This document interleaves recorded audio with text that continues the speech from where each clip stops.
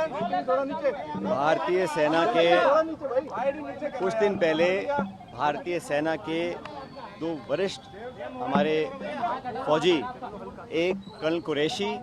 और एक wing commander न्योमिका, इन दोनों बहादुर योद्धाओं ने मिलिट्री ऑपरेशंस की जानकारी दी, पूरे देश को दी। और मुझे भारतीय होने के नाते कर्नल कुरैशी और विंग कमांडर न्योमिका, इन दोनों ने जिस कुशलतापूर्वक तरीके से मिलिट्री एक्शंस की जानकारी पूरे देश को दी, उस पर हम सबको बहुत फक्र है। और मैं समझता हूं कि जिस प्रकार मध्य प्रदेश के एक मंत्री ने अपशब्द का इस्तेमाल किया कर्नल कुरैशी के लिए विशेष रूप से, उस पर मुझे लगता है कि उनको सरकार में रहने का कोई अधिकार नहीं है। और भाजपा का जो शीर्ष नेतृत्व है,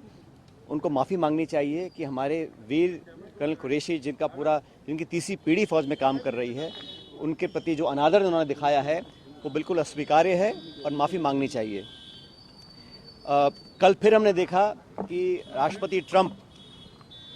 सऊदी अरब की यात्रा पे गए और वहाँ पे एक बार और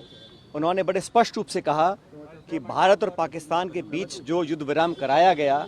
वो उनके द्वारा कराया गया, और जो शर्त रखी थी उसमें व्यापार की मात्रा बढ़ाने के लिए उन्होंने प्रस्ताव रखा,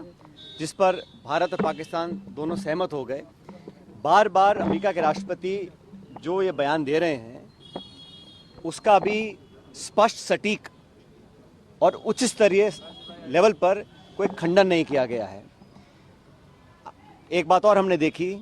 कि जितनी बार भी सोशल मीडिया पर राष्ट्रपति ट्रंप ने अपना पक्ष रखा है इस पूरे मुद्दे को लेकर,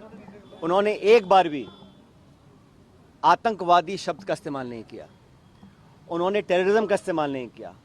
उन्होंने कहीं भी पाकिस्तान द्वारा दशकों से नामी गिरामी विश्व प्रसिद्ध आतंकवादियों को जो पनाह दी है और जो भारत में लगातार मुंबई से लेकर पुलवामा और पहलगाम में जो आतंकवादी हमले हुए हैं, उस पर पाकिस्तान का जो प्रूवन ट्रैक रिकॉर्ड है, उस पर एक शब्द नहीं कहा। और आश्चर्यजनक बात यह है, मोस्ट सरप्राइजिंगली,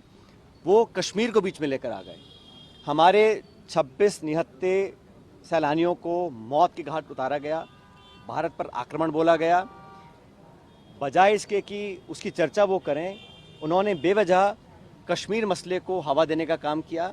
जो मसला बहुत पहले सेटल हो चुका, कश्मीर का मुद्दा द्विपक्षीय है, उसका अंतर्राष्ट्रीयकरण करना ये पाकिस्तान चाहता है। लेकिन हमने स्पष्ट कह रखा है, और आप सबको याद होगा 1994 में कांग्रेस की सरकार में